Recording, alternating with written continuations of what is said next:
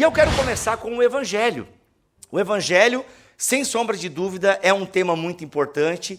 E eu estava pensando sobre isso, e a gente até fez um BTcast recente sobre o Evangelho, mas como de fato nós pensamos o Evangelho da seguinte maneira: Jesus Cristo morreu no meu lugar, porque Deus estava irado com a gente. Em última análise, não é ruim e errado nós pensarmos o Evangelho e resumirmos ele dessa maneira. Jesus Cristo morreu em meu lugar, Deus está virado a placar a ira de Deus, essa coisa. Só que quando a gente resume o Evangelho somente nessa maneira, Jesus Cristo morreu em meu lugar, porque eu sou um pecador, eu mereço a morte, mas Deus não queria me matar, então, o que acontece? O Filho dele se entrega e morre em nosso lugar. A gente encaixa, parece que, essa ideia do Evangelho numa escultura, numa peça, que é exatamente isso. Olha, deu errado, mas agora sabe o que acontece? Deus está irado, vamos aplacar a fúria desse Deus, então o Filho dele morreu, pagou a nossa dívida, agora está tudo certo, nós iremos para o céu. Geralmente, o Evangelho ele é encaixado dentro desse escopo, quando nós falamos do Evangelho. Olha, você vai ser livre da ira de Deus, e você vai para o céu.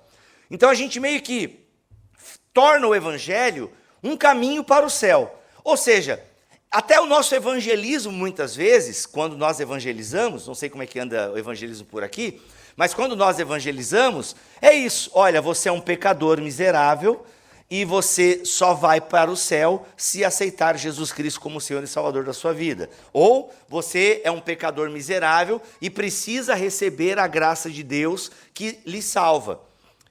Isso não está errado em última análise. Sim, o Evangelho é o poder de Deus para a salvação.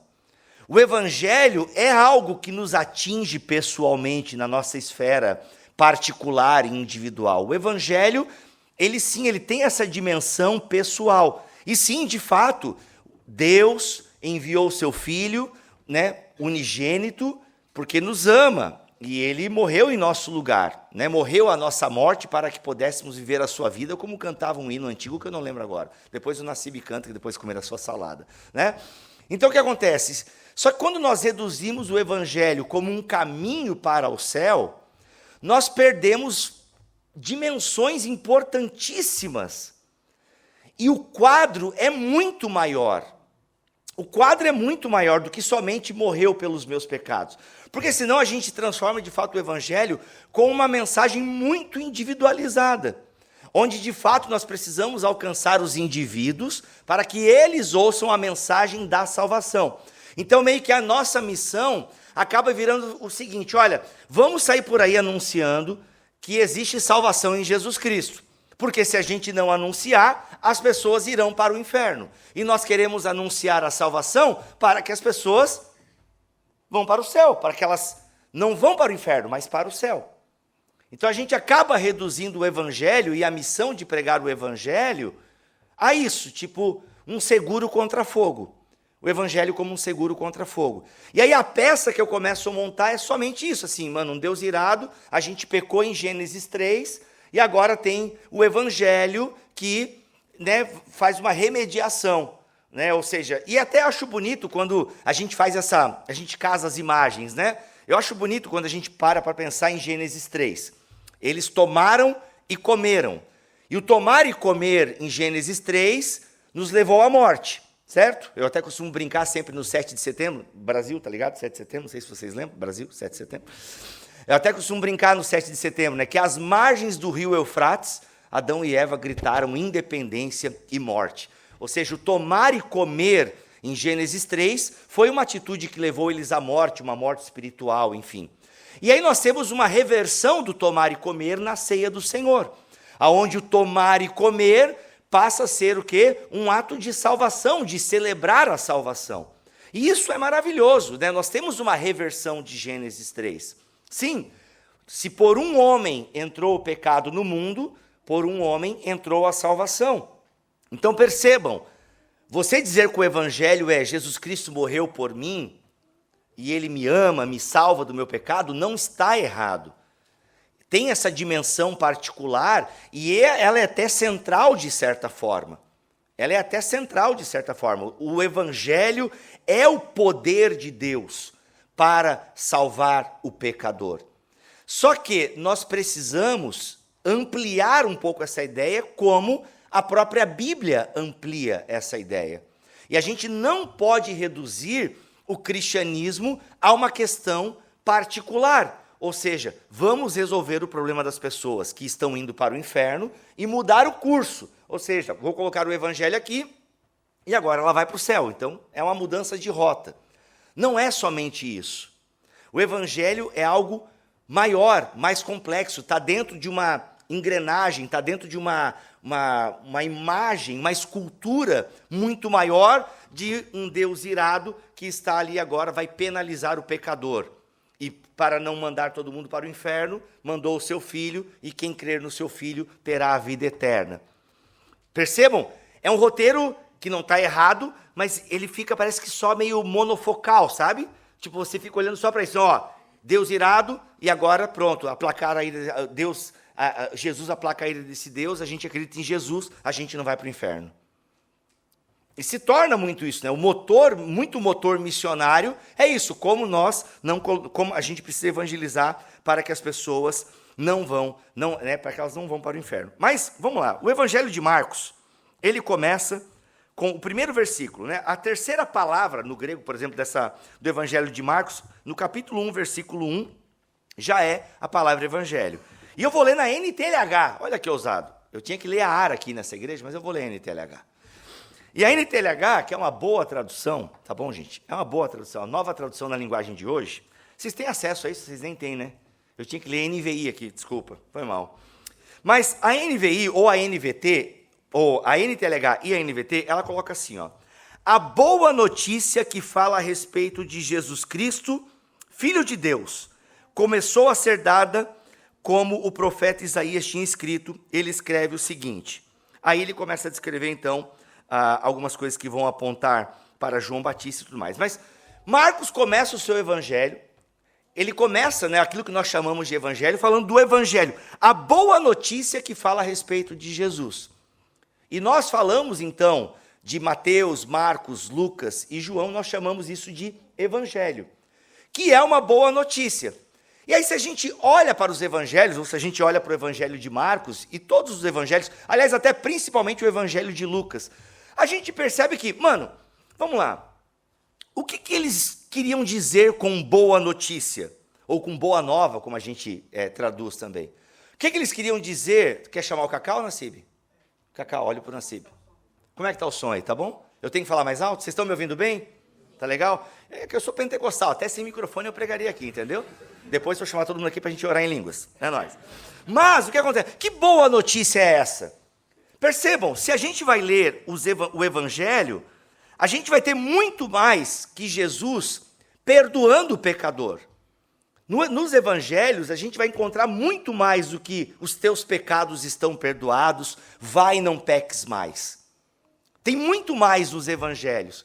Então, se nós chamamos de boa notícia tudo aquilo que os evangelistas escrevem sobre Jesus, nós percebemos que a compreensão bíblica de evangelho, ela é muito maior do que uma mensagem individual para livrar o indivíduo da ira de Deus. É algo um pouco maior, está dentro de uma arquitetura maior, de uma história maior. Entende? Então, o que é essa boa notícia? Essa palavra evangelho, no Antigo Testamento, tinha um pouco essa ideia de, olha, Deus vai restaurar Israel. Na mentalidade do Antigo Testamento, do profeta Isaías, por exemplo, em alguns capítulos de Isaías, principalmente da parte final de Isaías, tá? Ou do trito Isaías, mentira, da parte final de Isaías, tá?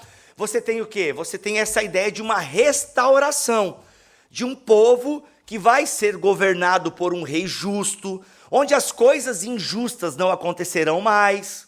Até a ideia, né, do leão e do cordeiro, né, juntos. É cordeiro que vai junto com o leão? Alguém lembra? Me ajuda. É o leão e o cordeiro, né?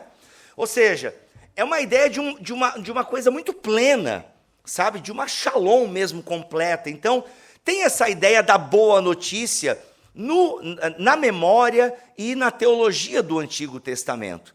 Ou seja, uma boa notícia. E pare para pensar. No Antigo Testamento, essa boa notícia está trazendo o quê? O Messias, né? Deus está reinando em Israel. Deus vai restaurar Israel. Então tem muito essa ideia. Só que quando Marcos escreve, Marcos está escrevendo para um público, não só de judeus, mas de gentios também, que também tinha uma ideia de evangelho. Também tinha uma ideia do significado da palavra evangelho. E para eles não era a ideia do Deus, né, de Yahvé governando o mundo, de Yahvé restaurando Israel. Para os gentios significava outra coisa. Olha, evangelho estava ligado a um anúncio político do nascimento do imperador, o imperador que vai trazer a paz. Entende? Ou seja, evangelho, a boa notícia é que nós temos um imperador que cuida de nós, que vai nos trazer prosperidade, que vai nos trazer paz. Então a boa notícia, de alguma forma, está ligado a governo. A boa notícia, ou seja, o evangelho, está ligado a um governo justo, a um governo de prosperidade, a um governo de harmonia. A palavra evangelho, então, nessa mentalidade, perceba, não é um anúncio de salvação individual. Ela é uma boa notícia. E aqui tem um negócio muito interessante. Ela é uma boa notícia que independe da sua aceitação ou não. Por exemplo, nós somos governados por pessoas.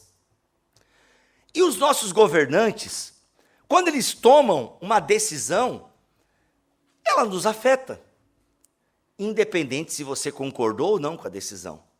Então, quando o governo toma alguma postura e que vai afetar, ela vai afetar, pode afetar negativamente, pode afetar positivamente. Perceba, você como um cidadão sofre pelas notícias que o seu governo traz. Ou você é beneficiado com essas notícias. Percebam, essa notícia que chega até você, ela independe do seu status social, ela independe da sua cor, da sua crença. Não, simplesmente pelo fato de você ser um cidadão deste lugar, você sofre as consequências dessa notícia, sejam ela positiva ou negativa. Então o evangelho, quando Marcos começa a falar que existe um evangelho que fala a respeito de Jesus Cristo, ele está dizendo que algo aconteceu. E esse algo que aconteceu não depende da audiência, não depende se você acredita ou não nisso. Marcos vai nos contar agora, vai contar para a sua audiência, ele vai escrever um evangelho, ele vai encenar uma doutrina para dizer que boa notícia é essa. E ele está dizendo que algo aconteceu que vai mudar o mundo, e essa mudança, e aqui é até os primeiros cristãos, nesse contexto em que eles escrevem o Novo Testamento, é até um pouco afrontoso de certa maneira, porque eles estão dizendo que Jesus é o Senhor, não César. E que o evangelho, ou seja, a boa nova, a boa notícia que chega até a humanidade, não é o nascimento e o governo do imperador. Não, é de Jesus Cristo. E nós adoramos ele como Deus, não o imperador. Então é uma declaração até muito forte, declaração essa que pode levar à perseguição e à morte, como levou. Então ele está dizendo o seguinte, olha, essa boa notícia, aconteceu algo, ou seja, Deus interveio na humanidade. Ele vai contar o quê? Que nasce não só o Salvador da minha alma que vai me levar para o céu. Não era nem essa compreensão que eles tinham. Percebam que Marcos vai descrever no seu evangelho uma série de atitudes que mostram a chegada de um reino, em partes como eles esperavam que acontecesse.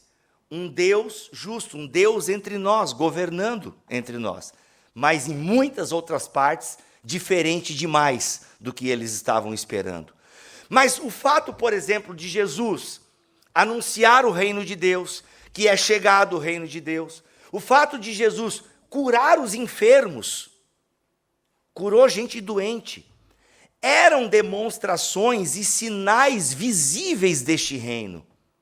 O fato de Jesus anunciar o perdão dos pecadores. Imagine, ele anuncia o perdão sem passar pela religião oficial em última análise, ainda que de vez em quando ele mandasse, vai lá te apresentar para o sacerdote. Mas ele, Marcos capítulo 2, né, que desce o carinha lá, Marcos capítulo 2, não é? Que os amigos vão lá e descem o cara na maca, e Jesus pega e fala para o cara, os teus pecados estão perdoados. Ou seja, são atitudes de Jesus que vão mostrando que boa notícia que é essa. É uma boa notícia onde a palavra de Deus, o reino de Deus, chega aos desfavorecidos, onde o reino de Deus expulsa Satanás. Cada exorcismo que nós temos em Marcos, por exemplo, ou nos evangelhos, é um anúncio de que, olha, Deus chegou, o reino de Deus chegou. Por isso que o inimigo recua, Satanás perde. Cada exorcismo é um sinal do reino de Deus. Cada milagre que Jesus faz são sinais, ou seja, vão demonstrando para nós que o evangelho, a mensagem do evangelho é muito maior do que somente algo que, ok, eu tenho Jesus, vou para o céu. A mensagem do evangelho está mais para uma ideia de o céu está chegando até nós. O céu está chegando até nós. E a chegada do céu até nós tem consequências na nossa vida prática e na nossa vida diária. Não é só um consentimento religioso, não é só a crença numa doutrina, uma segurança doutrinária. Eu creio em Jesus, então estou garantido no dia do juízo. Eu creio em Jesus, então tudo certo quando acontecer o grande dia. Se você acredita em arrebatamento, o dia do arrebatamento. Se você não acredita, está tudo bem também. E é o dia, vai ter um dia aí que vai dar o reset de tudo. Entendeu? Eu gosto da ideia do reset logo, entendeu? Porque não precisa passar 3 anos de aqui, depois 3 anos de lá, e aí vem anticristo e coisa lá. Eu gosto mais daquela versão que já acaba tudo rápido, e aí já vamos direto para a eternidade e tudo mais. Mas seja qual é a versão que você acredita, a versão que já vem a parousia, já reseta tudo, ou a versão que, não, depois vai ter um monte de coisa, e Apocalipse, Cassiane cantando, não importa. Independente da sua visão, o fato é... Fala, irmão, fala, eu gosto da interação do público. O que você falou? Você pensou alto só, né? Pensamentos intrusivos acontecem. Então, o que acontece? Independente da sua visão, o fato é, todos nós acreditamos que vai chegar um momento na história que Deus será tudo em todos. Vai chegar um momento em que, de fato, eu vou poder fazer carinho no leão. Entende? Vai chegar o fato em que eu não terei mais doença, vai chegar o dia, independente da sua visão escatológica. Nós acreditamos. Então, o evangelho é assim, algo aconteceu, ou seja, Jesus Cristo veio. Algo aconteceu. Algo está acontecendo, porque Jesus Cristo vai vivendo a sua vida, e a vida de Jesus é salvífica também, né? Porque o que salva em Jesus? O seu nascimento? A sua morte? Ressurreição, a sua ascensão, tudo é salvífico em Jesus. A vida de Jesus é salvífica. Por isso que quando nós falamos de evangelho, não dá só para pensar na morte de Jesus. Ainda que, ok, a ressurreição é a grande coroação de tudo isso. A ressurreição é a grande coroação de tudo isso. E o evangelho é a ressurreição também. Por quê? Porque é a vida inteira de Jesus. E a vida inteira de Jesus aponta para isso, para a chegada de um reino. Ou seja, algo aconteceu, algo está acontecendo e algo ainda vai acontecer, porque nós vivemos isso.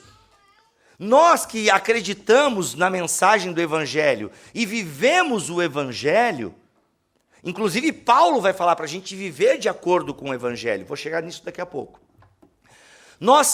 Algo aconteceu, algo está acontecendo, assim como aconteceu no ministério de Jesus. Em vários capítulos a gente vê dos evangelhos, Jesus vivendo entre os pecadores. E não só perdoando os pecadores, mas mudando realidades sociais. Trazendo significado, princípios, ressignificando a religião em última análise. Ou seja, isso também é evangelho. O N.T. Wright, já que eu estou aqui, é bom citar N.T. Wright, fazer uma moral, tá? O N.T. Wright gosta de usar a ideia de Deus está consertando o mundo. Então perceba, não é só Deus chegou aqui para te salvar. Lembra que eu falei no início? O evangelho como, ei, seguinte, tá difícil aqui, por enquanto a gente fede, por enquanto a gente peca, mas aceita Jesus que em algum momento vai para o céu. Só segura um pouquinho, entendeu? Segura um pouquinho que enquanto ele não volta, a gente aguenta aqui e daqui a pouco a gente vai para o céu.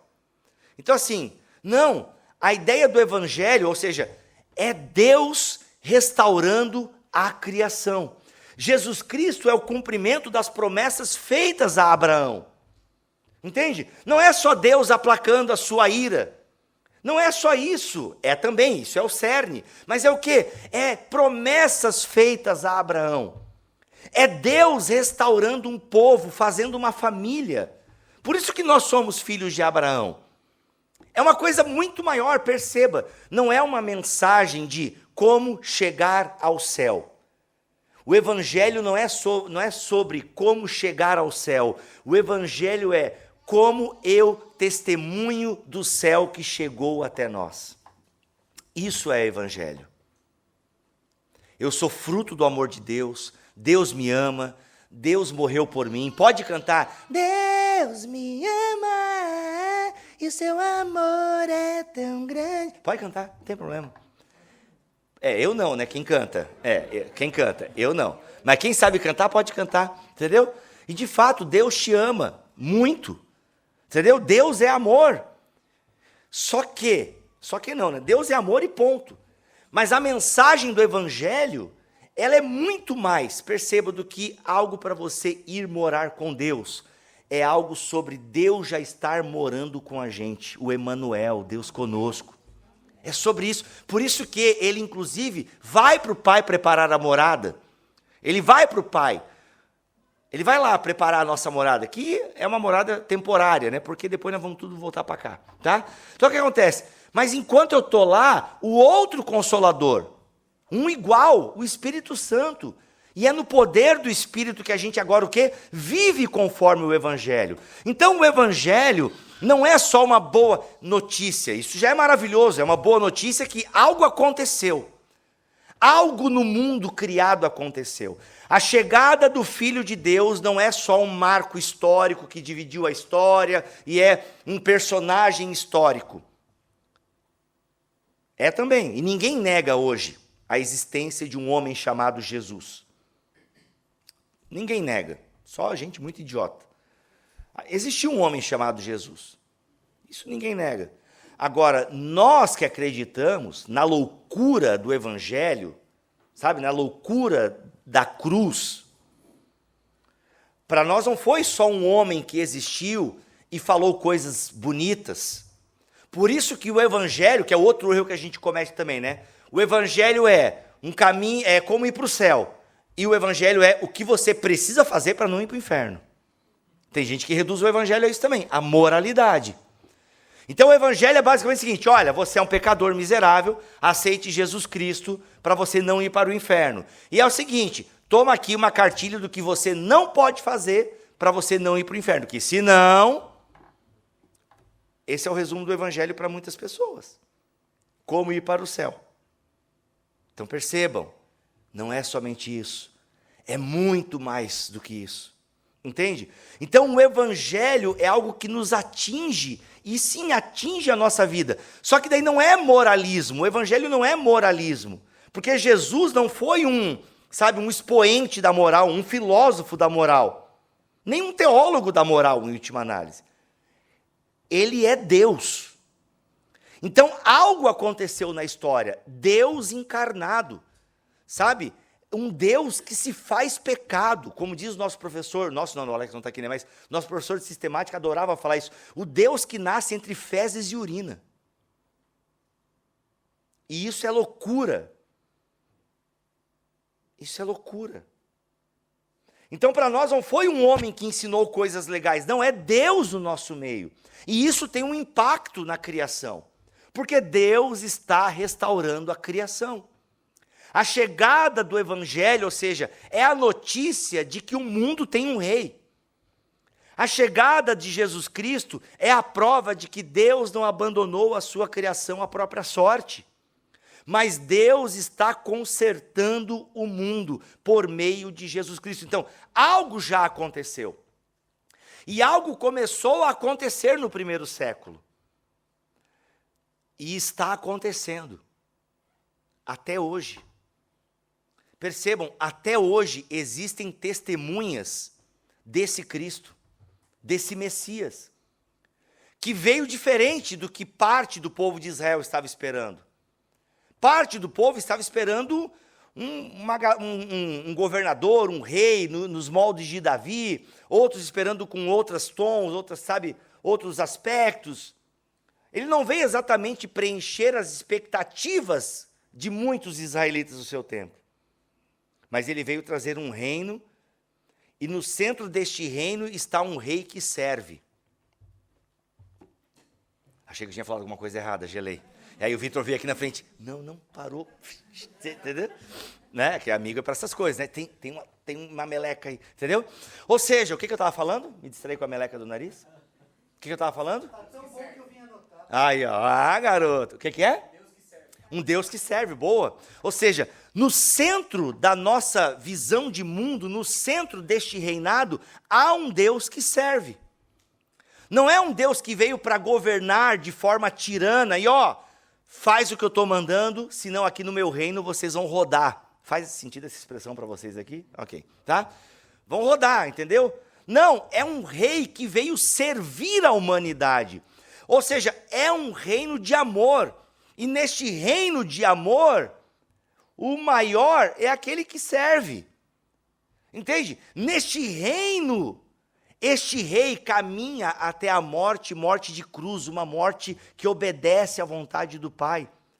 E ele começa então o quê? Um reino que tem uma característica primordial, que é o amar uns aos outros. Então o evangelho é muito mais sobre o amor de Deus que me atinge e me leva a amar até quem não merece, do que somente Deus me ama e eu vou para o céu. O evangelho é algo prático. O evangelho não é só uma boa notícia, mas é uma boa notícia que move a alavanca do mundo. O evangelho é uma boa notícia que move a alavanca do mundo. Gente, até hoje nós estamos testemunhando sobre isso. E não é só testemunhas de que existe um Salvador. Não, é o testemunho de que existe um Rei. Sim, que vai nos salvar, que vai nos livrar da ira completa de Deus. Sim, um Deus que ama pecadores, que perdoa. Só que, gente, é algo dinâmico na nossa vida, viver de acordo com o Evangelho. É o que Paulo vai nos conclamar na sua carta aos Filipenses. Então, o Evangelho de Jesus Cristo, ele não é uma fórmula teológica para a salvação. Estou lendo aqui Nijai Gupta, um grande teólogo, tá? Ele diz o seguinte: não é uma fórmula teológica para a salvação, não é um mapa para o céu, é a mensagem do que Deus fez, está fazendo e fará em cumprimento de suas promessas. E a promessa de Deus é a restauração de todas as coisas. Só que não é uma restauração futura. Tipo, galera, aguenta aí que vai chegar. A nossa espera enquanto filhos do Evangelho é uma espera ativa. Não é uma espera passiva, tipo, galera, vamos segurar mais um domingo, hein, pessoal? Mais um domingo, até que ele venha, né? Até que ele venha. Não, Maranata, né? A gente até falou isso no BTD. Não é só hora vem, Senhor Jesus, não. É trabalhar para que o Senhor Jesus venha. Então a espera do Evangelho, ou seja, se o Evangelho é essa mensagem do que Deus fez, está fazendo e fará em cumprimento de suas promessas, não é uma espera ativa. Deus está ativamente agindo no mundo. E hoje Ele age no mundo por meio do seu Espírito. E o corpo dele somos nós. Não é um fantasminha vagando por aí, só aparecendo em sonho. Entende? É um Deus ativo na sua criação. E que age na sua criação por meio do seu corpo, ou seja, nós, a igreja. Então, ou seja, o que o Nijai continua? É a mensagem do que Deus fez, está fazendo e fará em cumprimento de suas promessas, de trazer um reino glorioso, belo, justo e unificador. Um reino que tem Jesus como Senhor e Messias. E este reino já está em curso. É o famoso já e ainda não. Porque nós já experimentamos as benesses da presença deste reino. Nós já experimentamos as benesses desse rei. Nós já experimentamos as graças desse rei. Agora, obviamente, que isso que nós recebemos impacta a nossa vida. Então, essa boa notícia de que Deus está consertando o mundo, ela nos leva a participar disso. Então, o evangelho é algo muito dinâmico. Ele é uma boa notícia que movimenta a minha vida. Não é só uma notícia que me traz uma esperança, o que já é algo maravilhoso, ter esperança no mundo sem esperança. Só que essa minha esperança, ela me move em missão, porque, olha, eu creio nessa mensagem, eu creio tanto nessa mensagem de que Deus é rei, e reina por meio de Jesus Cristo, e é um reino que se manifesta pelo serviço, pelo amor, gente, pelo amor aos inimigos. Pelo amor aos inimigos. É amar o diferente, é acolher. Se você prestar atenção no ministério de Jesus, a atenção que Jesus dá a pessoas que não tinham atenção. A atenção que ele dava para as mulheres, a atenção que ele dava para os enfermos. Entende? Jesus deu atenção, ou seja, para pessoas que não sabiam mais o que era uma boa notícia. Então Jesus traz essa boa notícia onde tem más notícias. Da mesma forma nós hoje, onde temos más notícias? O evangelho chega com a boa notícia. Jesus é rei. Algo acontece aqui, algo pode acontecer. Nós somos arautos de uma boa notícia. Só que não é uma boa notícia só doutrinária, sabe, esotérica, mística. Não, é algo real que impacta as nossas vidas. Move as nossas vidas. Percebam? O evangelho não é um mapa para o céu, de como chegar ao céu, mas o evangelho é uma mudança de mentalidade que reproduz a cidadania do céu. Nós, como embaixadores de Cristo, como embaixada do céu, são títulos muito sérios, que às vezes a gente vê o nome de igreja, né, lá em Joinville. Lá no Brasil tem a embaixada do reino, se eu não me engano. E a gente às vezes não se dá conta disso, da importância de uma embaixada. Talvez vocês se deem conta disso, né, por serem estrangeiros em terra estranha, né? Mas a embaixada é uma coisa muito séria. E quando Paulo disse que nós somos embaixada do reino, isso tem uma representatividade. Que nós, como arautos dessa mensagem, como mártires dessa mensagem, pessoas morreram por essa mensagem. E, de alguma forma, nós também morremos. Porque se o evangelho é Jesus indo em direção à cruz, e lá enfrentando o maior inimigo de todos, um inimigo muito maior que Roma. Olha, é como se Jesus falasse para os judeus do seu tempo: vocês estão esperando a libertação de Roma? Eu vou libertar vocês de algo muito maior que Roma, que é a própria morte. Entende? O que é Roma perto da morte? A Roma é só um instrumento da morte. E eu venci a morte. Então vocês têm que ter bom ânimo. Entende? Então o que acontece? Vocês precisam anunciar essa mensagem. Por quê? Porque ela muda. Não é uma mensagem teórica.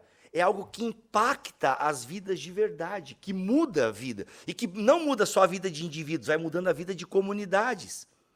E as pessoas morrem por essa mensagem. E o que eu quero dizer com a gente também vai morrendo a cada dia? Porque se a mensagem é a mensagem da cruz, o evangelho é isso. Eu amo a mensagem da cruz. E a mensagem da cruz é o quê? É Jesus indo em direção à cruz para morrer por todos nós. Só que ele faz um convite: olha, vem e siga-me. Então, ainda que a gente não esteja morrendo pela mensagem do evangelho de forma literal, como alguns dos nossos irmãos estão morrendo por aí, muitos cristãos estão morrendo hoje em dia, acesse o site do Portas Abertas para você ter uma dimensão. Se você nunca fez esse exercício, faça esse exercício. Visite o site do Portas Abertas. Leia um pouquinho sobre a perseguição. Entende? Leia sobre... Ou seja, pessoas estão literalmente morrendo porque acreditam em Jesus Cristo. Ainda que a gente não tenha chego ainda nesse nível de morrer porque professamos a fé em Cristo, mas a gente morre a cada dia para nós mesmos, para as nossas vontades, para os nossos desejos, para os nossos anseios. Então, sim, o evangelho ele é uma mensagem que nos custa algo. É um presente que nós recebemos, é uma mensagem, uma boa notícia que Deus nos ama, que nos convoca a uma vida diferente. E isso é maravilhoso. E por que eu vivo diferente? Eu vivo diferente porque eu estou em missão, como disse o Vitor Fontana hoje de manhã no café, enquanto conversávamos sobre isso. Eu vivo diferente não porque eu quero agradar a Deus e ir para o céu e garantir o meu lugar. Não, eu vivo diferente porque eu estou em missão, porque eu acredito nessa mensagem. E é por isso que eu morro por essa mensagem. Talvez não literalmente, mas sim, eu estou morrendo a cada dia para mim, porque acredito no anúncio dessa mensagem, no anúncio dessa boa nova. Então o Evangelho, ele está dentro de uma peça muito maior do que ir morar no céu. Não, mas é Deus restaurando este mundo fragmentado e nos convidando a fazer parte dessa restauração. O Evangelho é algo que aconteceu. Deus entrou no mundo por meio de Jesus Cristo. Deus começa a reinar no mundo por meio de Jesus Cristo. Algo está acontecendo, este reino já está em atividade e algo vai acontecer. Ou seja, vai chegar o momento em que tudo será plenamente de Deus, ou seja, já é de Deus, mas Deus será tudo em todos. Seremos plenos, seremos cheios. Mas enquanto isso não acontece, nós vamos vivendo aqui, enfrentando as dores, enfrentando as lutas, anunciando aquele que há de voltar. Mas aquele que há de voltar, ele já veio. E ele deixou o Espírito Santo que dinamiza o seu corpo, dinamiza a igreja para viver esse evangelho, para anunciar esse evangelho. Que não é só o anúncio de há uma esperança, não é só o anúncio de você será salvo do inferno, não. Há um anúncio de que nós representamos um céu que já está presente, uma eternidade que nos é esperada e prometida, já está acontecendo aqui e agora. O Evangelho é uma mensagem para uma salvação que se manifesta aqui e agora, e não só no porvir, não só quando eu morrer, não, mas é uma mensagem que muda o meu viver. Então o Evangelho não é só para quando eu morrer, o Evangelho é para quando eu estou vivo. Amém?